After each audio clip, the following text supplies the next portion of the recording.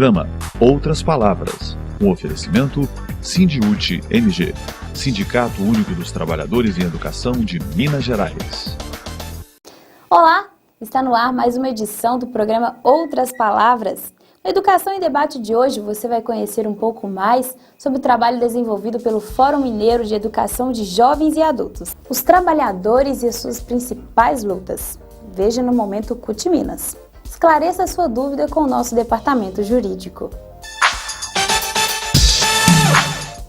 O Fórum Mineiro de EJA, Educação de Jovens e Adultos, visa apontar caminhos para a elaboração de políticas públicas. Sobre esse assunto, a professora da Faculdade de Educação da UFMG, Analise da Silva, doutora em Pedagogia, conversa com a professora Beatriz Cerqueira, coordenadora do Sindiúti.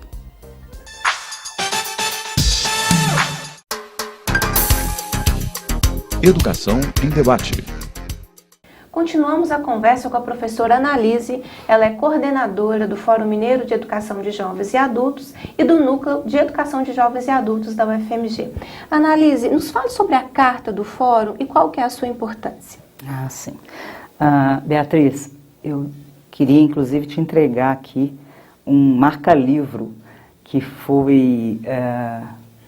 É do Fórum Mineiro de Educação de Jovens e Adultos. O Fórum existe desde 1998. Os fóruns no país inteiro, Beatriz, existem desde 1997.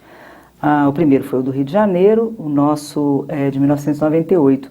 E desde então, nós nos fóruns reunimos sociedade civil, gestores, movimentos sociais, estudantes, educadores, para discutir e para ver quais são as nossas possibilidades de apontar propostas que possam incidir na elaboração de políticas públicas de educação de jovens e adultos.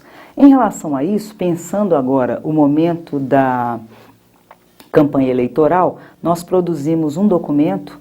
O documento do Fórum Mineiro foi deliberado no dia 8 de agosto e é um documento que traz o conjunto das propostas que foram discutidas no Fórum de Educação de Jovens e Adultos a partir dos encontros que nós temos, que são encontros nacionais, os ENEJAs, os Encontros Nacionais de Educação de Jovens e Adultos. Eu queria inclusive deixar com você uma cópia. Nós encaminhamos cópia desse documento aos candidatos a deputados estaduais, federais, governador, presidente da República, senadores, e nos interessa muito que o Sindicato dos Trabalhadores em Educação de Minas Gerais tenha acesso a esse documento e acompanhe junto conosco. É um conjunto de proposições que mostra quais são os desafios da educação de jovens e adultos que nós precisamos enfrentar para efetivamente podermos dizer que este país pagou a sua dívida social com aqueles cidadãos brasileiros que têm 15 ou mais anos de idade e que não têm a sua escolaridade complementada de acordo com o que recomenda a Constituição Federal e a Lei de Diretrizes e Bases da Educação Nacional. Ainda sobre a questão das propostas que a gente tem encaminhado, eu queria falar um pouco sobre os desafios que a gente tem vivenciado na educação de jovens e adultos. Não são pequenos, são muitos. Um deles tem a ver com entender que a alfabetização é a etapa, é o momento inicial da educação de jovens e adultos. Não é separado, é o momento inicial. Alfabetiza-se e se dá continuidade ao ensino fundamental. Da forma como tem sido tratado hoje por alguns governos, inclusive pelo governo do Estado de Minas Gerais, a educação de jovens e adultos é tratada na alfabetização, mas depois não se dá continuidade. Nós não temos vagas garantidas nas escolas para todos os educandos da educação de jovens e adultos. Se nós formos trabalhar com um dado bem recente, esse dado é de 2013, tá? Se nós formos trabalhar com esse dado, que é da PNAD, nós vamos ver que só a região metropolitana de Belo Horizonte tem 181.295 pessoas analfabetas. Eu não estou falando daquelas que não concluíram o ensino fundamental ou não concluíram o ensino médio. Estou falando só das analfabetas. E mesmo assim, parte significativa dos municípios da região metropolitana de Belo Horizonte vem recebendo o prêmio de município livre do analfabetismo, com um dado dessa ordem. Esse é um dos desafios, é dar conta de que a alfabetização seja aí entendida como o início da educação de jovens e adultos, e não como algo separado. Um outro desafio enorme que nós vivemos é o do financiamento, Beatriz. Financiamento é desafio para todos, né? Mas para a educação de jovens e adultos, o financiamento é um desafio maior, porque em relação ao Fundeb, que é o Fundo Nacional de Desenvolvimento e Valorização dos Trabalhadores em Educação, os educandos, os estudantes da educação de jovens e adultos, eles não têm isonomia, ou seja, eles não recebem no custo aluno, eles não recebem uma bolsa, tá, gente? Não é disso que eu estou falando, não, tá? No custo aluno, eles não valem o mesmo tanto que vale um estudante de outra modalidade. Então, se nós falarmos, por exemplo, do adolescente de 12 anos de idade, que está na 7ª série, e se ele vale R$1, no caso do jovem adulto ou idoso da 7ª série, lá da educação de jovens e adultos, seja 7º ano, seja módulo, seja o que for, tá? Qual que é o valor que ele recebe pelo Fundeb? É 0,08. Ele não vale R$1, ele vale 80 centavos. Então, é algo que a gente precisa rediscutir. Se nós temos mesmo a intenção de corrigir esta perversidade histórica, nós precisamos começar a investir na educação de jovens e adultos. E como é que a gente faz para 121 mil pessoas irem para a escola? Você pode estar aí pensando, né? Você não está, você sabe. Mas os governantes podem estar pensando. Como é que a gente faz para 121 mil pessoas irem para a escola só na região metropolitana de Belo Horizonte? Chamamento público. Se nós trabalharmos com chamamento público, nós com certeza teremos todos esses sujeitos e mais alguns que esses dados aqui não contemplaram, presentes na escola. Como é que se faz um chamamento público? Se eu não falo inglês, não adianta você me entregar um panfleto escrito em inglês, me chamando, me convidando para participar de um curso de inglês. Da mesma forma, se o sujeito é analfabeto, não adianta entregar um bilhete para ele ou pregar um outdoor. É fundamental que a gente comece a colocar pessoas com megafone indo para os interiores, para os glotões, dizendo para as pessoas, olha, quem quiser se alfabetizar, olha, tem vaga para quem não terminou o fundamental, olha, se você não acabou a 8ª série, tem vaga. É fundamental que a gente faça chamamento público, é fundamental que o governo, tanto federal quanto estadual, vão para a mídia, vão para a televisão, no horário nobre. É no horário nobre, não é para fazer isso de madrugada. É durante o intervalo da novela, é durante o jornal que se assiste muito, que o governo vá à mídia para dizer para as pessoas, o direito é seu, ele está garantido e você faz jus a ele. Bom, esses são alguns dos desafios. Eu poderia te falar de vários outros, né? O desafio da formação dos professores, né? Esse é outro desafio. Recentemente, na Universidade Federal de Minas Gerais, no curso de Pedagogia, na Faculdade de Educação, consultados a respeito da complementação de que as pessoas querem fazer, e elas têm várias opções, elas podem optar pela educação infantil, por educação social, por gestão e por educação de jovens e adultos. Perguntadas sobre o que desejam fazer, 3 estudantes manifestaram o desejo de cursar a complementação em educação de jovens e adultos. Em 4 turmas, que foi onde eu tive a oportunidade de conversar com os estudantes sobre isso, a resposta que eles me dão é, mas para que, professora? Não existe concurso para a educação de jovens e adultos. As prefeituras municipais, as secretarias municipais estão fechando as turmas de educação de jovens e adultos. Para que é que eu vou fazer complementação em algo que depois eu não vou conseguir trabalhar? E aí o que a gente tem com isso, Beatriz? A gente tem com isso pessoas que são formadas para atuar com outros sujeitos que não são essas pessoas de 15 anos ou mais, das quais nós estamos falando aqui, e que acabam utilizando metodologias equivocadas e que acabam não contribuindo para a formação desses sujeitos e para que efetivamente a educação cumpra o papel social que ela deve cumprir junto a eles. Então, formação de professor é algo também que é fundamental e que é muito importante para os fóruns, que o governo federal, que o governo estadual, que os governos municipais centrem fogo nisso. Analise, recentemente você foi organizadora de um livro que é Diálogos com as Juventudes Presentes na EJA. Conta um pouco dessa história desse livro pra gente. Com prazer, Beatriz. A história desse livro é a seguinte: nós fizemos um curso de especialização que foi ofertado a prefeituras mineiras e 11 municípios responderam concordando em participar. No primeiro semestre do curso, os professores propuseram atividades para desenvolver na escola, junto às juventudes com as quais eles trabalhavam lá na educação de jovens e adultos. No segundo semestre, eles elaboraram artigos que relatavam e faziam a reflexão sobre as práticas que haviam desenvolvido. E no terceiro semestre, então, eles foram agrupados por temáticas e produziram os 9 artigos maravilhosos que vocês podem encontrar aqui nesse livro, que foi editado pela Masa Edições e que é o Diálogos com as Juventudes Presentes na Educação de Jovens e Adultos. Aqui nós temos a temática das diferentes diferenças. Aqui a gente conversa um pouco a respeito da importância da relação das juventudes com a etnia e a raça na educação de jovens e adultos. Esses sujeitos são, em grande maioria, negros. Trabalhamos também com a questão do gênero. Nós temos um número significativo de mulheres entre esses sujeitos. Trabalhamos também com a questão dos LGBTs que estão na educação de jovens e adultos e estão muito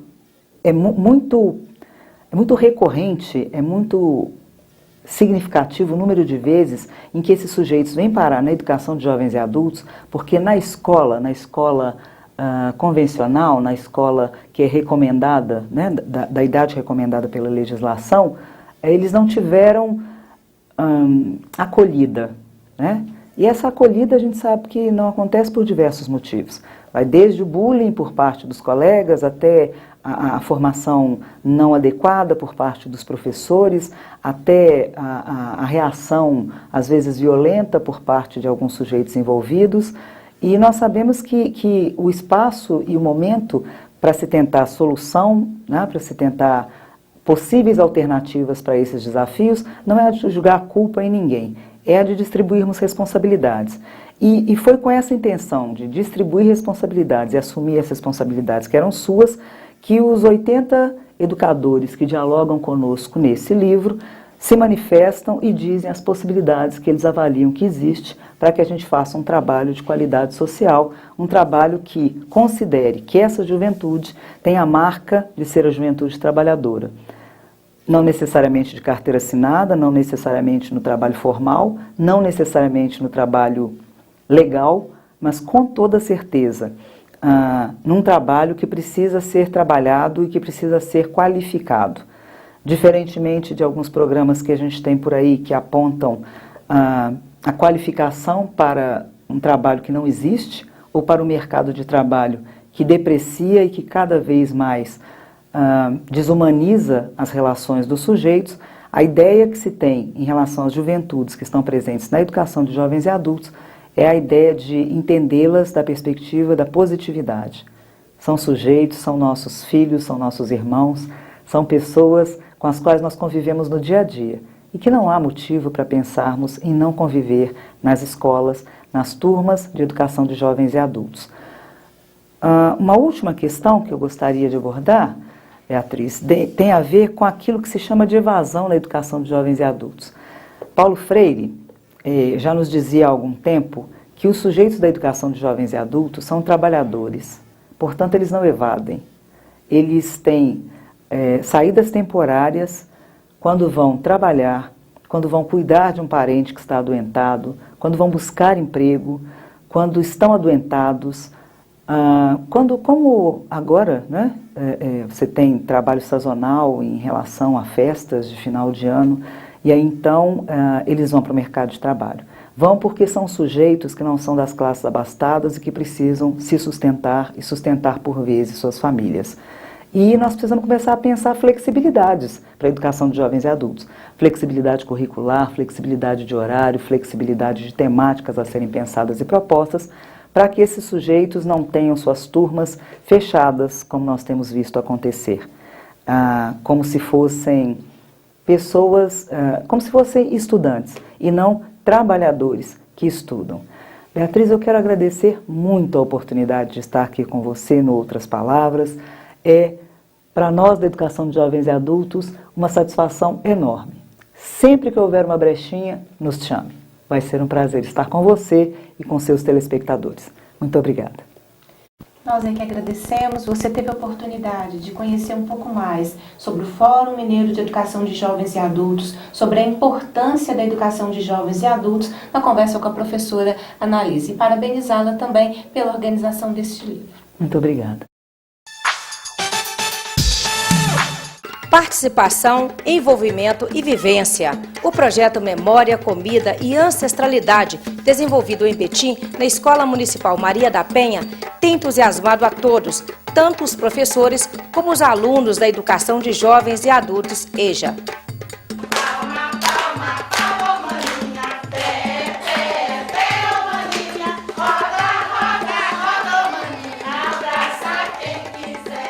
Eles visitaram o Quilombo do Sapé, em Brumadinho, e contam um pouco mais sobre essa experiência.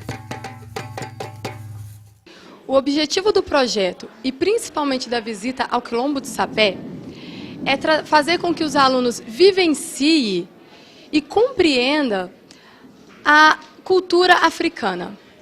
Como que nós fizemos isso? Nós levamos eles para vivenciar isso pessoalmente, porque dentro de sala, às vezes é complicado para o professor levar o aluno à real compreensão da sua cultura, da sua identidade. Eu achei o projeto muito interessante, inclusive eu tive que fazer pesquisa, tive que fazer um trabalho completo, trazer isso para os alunos, sobre os pratos típicos que também entraram na nossa alimentação, né, que fazem parte dos nossos pratos, né, dos nossos sabores.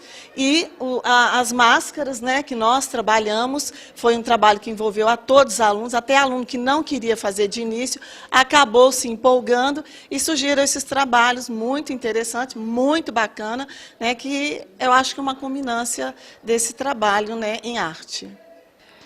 O que a gente pesquisou um pouquinho, que um prato que assim, é muito forte na nossa culinária é a feijoada, né? Que é a origem lá dos panelões dos escravos, que era a sobra dos fazendeiros, né? Da Casa Grande. E isso a gente achou muito bacana, os meninos gostaram muito. Eu não conhecia o congado direito, né? Quando eu vi aquele pessoal chegando com aquela alegria, as criancinhas pequenininhas dançando, gente, é a coisa mais linda do mundo. Aqueles menininhos com chocalhinho no pé, seguindo, tudo no ritmo, uma coisa maravilhosa. E depois veio o almoço, todo mundo unido, almoçando, pessoas sentadas no chão para comer, que não tinha assim, lugar para sentar não, era todo mundo reunido no chão. É como se fosse uma aldeia, a coisa mais linda, eu fiquei encantada. Gostei muito, é muito legal para mim, sabe? Especial. A visita ao Quilombo do Sapé para a escola foi um projeto que veio ao encontro da Lei 10.639 de 2003, que determina a inclusão no currículo escolar da disciplina História e Cultura Afro-Brasileira. Para os alunos, um jeito fácil e envolvente de aprender história, artes, geografia e até a temida matemática. Matemática é tudo na vida. É pela matemática que a pessoa se conhece. É pela matemática que ela vai saber as diferenças e tudo que acontece na vida. Na África, por exemplo, esse projeto, nós trabalhamos, nós viemos pelo viés da cultura afro que leva a doença transmissível. Aí nós pegamos e trabalhamos com as doenças transmissíveis na África, num primeiro momento, levantando números. Qual a quantidade de mortos, de contaminados. Depois nós vamos fazer um trabalho com as doenças transmissíveis já no Brasil. E, por fim, nós comparamos a doença transmissível na África com as doenças transmissíveis no Brasil. E a cultura. Por que a cultura africana faz com que aquelas doenças sejam tão mortais, tão danosas para a sociedade africana? Lições de vida, conhecimento e a certeza de que este é um projeto que veio para ficar, resultado de práticas pedagógicas que unem educadores e alunos dentro e fora da sala de aula.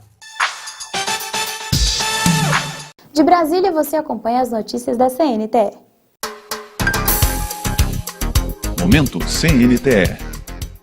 A CNTE, em parceria com o Sindicato dos Professores do Ensino Oficial do Estado de São Paulo, a POESP, divulgou durante a 2ª Conferência Nacional de Educação, CONAE 2014, que foi promovida de 19 a 23 de novembro em Brasília, um estudo que revela a opinião da sociedade sobre a educação e os profissionais de educação.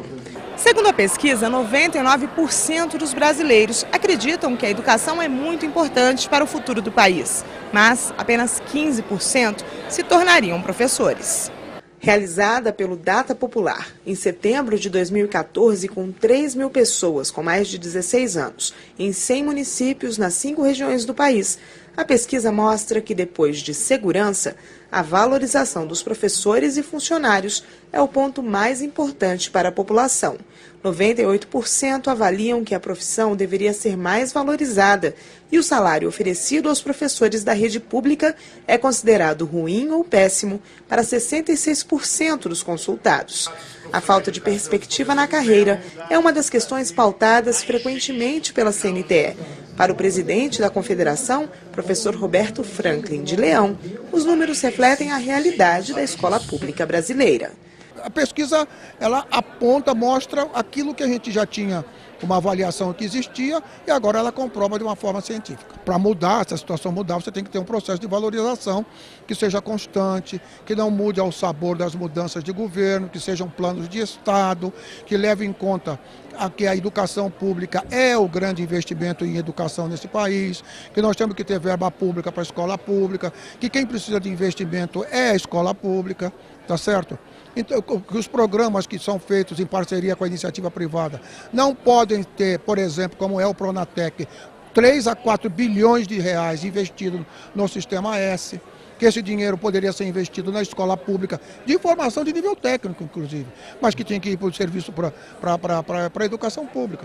Então nós queremos isso. Essa é a maneira de mudar esse quadro.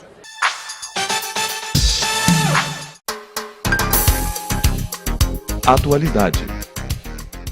Comunicação e cultura, esse é o tema da nossa conversa. Estamos recebendo aqui o Thales Lopes, que é o coordenador da Casa Fora do Eixo de Minas Gerais. Tudo bom, Thales? Tudo ótimo. Explica primeiro o que é a Casa Fora do Eixo. A Casa Fora do Eixo, na verdade, ela faz parte de uma rede de colaboração, né? O Fora do Eixo é uma rede que surgiu no final de 2005, início de 2006, né? Buscando articular produtores, comunicadores, artistas espalhados pelo Brasil, né? Um recorte, o Fora do Eixo não é à toa, tinha um recorte geográfico, né? Você tinha uma concentração muito grande da produção cultural, da comunicação brasileira, e a ideia era construir uma rede de colaboração. A partir de 2010 a gente começa a montar casas, né, que são casas coletivas, né, onde as pessoas vivem e também exercem a sua atividade, né, de trabalho, de militância, de ativismo. Sim. E em junho de 2013, nas mobilizações do país, juventude, sobressaiu muito o trabalho feito pela Mídia Ninja, Sim. que faz parte dessa mesma rede, não é? Na verdade, a Mídia Ninja acabou sendo um desdobramento, né, de um trabalho de comunicação. Desde o primeiro momento, o Fora do Eixo entendeu que a comunicação era algo fundamental, né? Você tinha ali uma brecha trazida pela internet para se construir outras narrativas. Para o interior do país, para esse lugar que a gente vem, né, do Brasil profundo, isso era fundamental para conseguir romper, né, justamente essa concentração da informação, né? E viemos laboratoriando entre 2006 e 2013, né, nos circuitos de festivais, né, fazendo transmissão ao vivo de eventos, de cultura. Isso ainda acabou dando um certo estofo, né, preparou para o nascimento da Mídia Ninja, né? Ela nasce antes de 2013, ela nasce ainda em 2012, né? Fruto desse acúmulo do trabalho de comunicação no setor cultural que a gente vinha desenvolvendo, com o diálogo que a gente começou a ter com os movimentos sociais, nessa perspectiva do mediativismo, né? Então ali, quando vem as manifestações, você tinha, de um lado, né, pessoas já morando em casas coletivas, né, que já tinham rompido, né, já tinham tido coragem de romper com algumas questões internas, pessoais, né, para poder ter a coragem de ir para a rua, de meter o celular na cara da PM, acompanhar o protesto, e ao mesmo tempo um acúmulo, né, de vivência, de tecnologia, de lidar com essas novas ferramentas da web, né, com essa bagagem que a gente tinha acumulado do circuito cultural. Quando você fala em novas narrativas, você está falando de linguagem, de veículo, plataforma tecnológica, como é que isso se dá aí? Olha, eu acho que envolve tudo, né? De uma maneira ou outra, o que a Mídia Ninja também trouxe foi uma certa experiência nova de linguagem, né? Aquele streaming rápido, né? A gente fala da questão da ruidocracia, né? Alguma coisa, a imagem ela não está tão bem definida, né? Ao mesmo tempo, você tem, sim, uma tentativa de ocupar essas novas plataformas. Eu acho que a gente está vivendo um momento onde, mais do que nunca, o debate da democratização dos meios de comunicação vem para a pauta de uma maneira muito forte. Né? Eu acho que como o próprio processo eleitoral se deu, né, coloca uma ênfase muito grande na necessidade de a gente pensar uma regulação econômica desse processo. Eu acho que a presidenta reeleita já aponta nesse sentido, né? E aí eu acho que isso passa por uma série de coisas, tanto do fortalecimento, eu acho, das rádios e TVs públicas, né, como também como pensar a distribuição desse recurso. A gente tem muito recurso sendo distribuído para veículos de comunicação, esses recursos são concentrados. Pode ser a distribuição mais transparente, democrática, coisa que infelizmente a gente ainda não viu acontecer em Minas, e isso também é um problema muito sério, né? Você acha que as redes sociais tiveram papel importante na disputa eleitoral? Eu acho que teve um papel fundamental. Eu acho que se não fosse a internet, possivelmente a gente teria um resultado diferente dessas eleições. As pessoas não ficavam ali nas redes sociais, disputando ideias, não?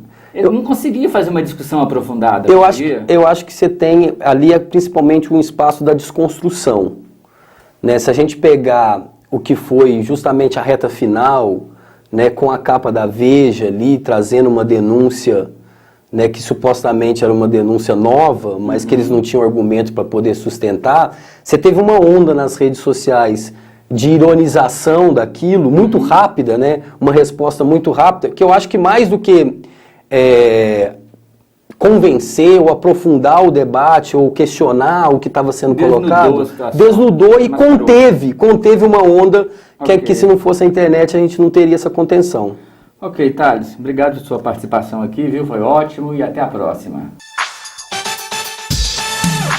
Esclareça a sua dúvida com o nosso departamento jurídico. Tira dúvidas. Eu gostaria de saber se as servidoras designadas possuem direito à licença maternidade pelo Estado de Minas Gerais. Sim, toda servidora contratada grávida ou até 5 meses após o seu parto e que teve o contrato encerrado antes da licença maternidade, faz jus ao pagamento integral do benefício. Para maiores informações, entre em contato com o Departamento Jurídico do Sindiúti. Os trabalhadores e suas principais lutas. Veja no Momento CUT Minas. Momento CUT Minas. A CUT defende algum tipo de reforma política?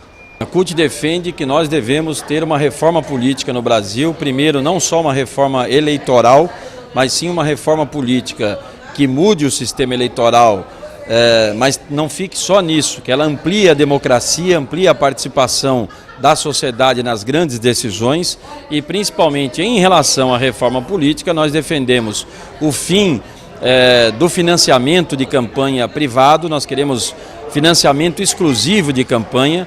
Nós queremos garantir voto em lista e acabar com o poder econômico nas eleições.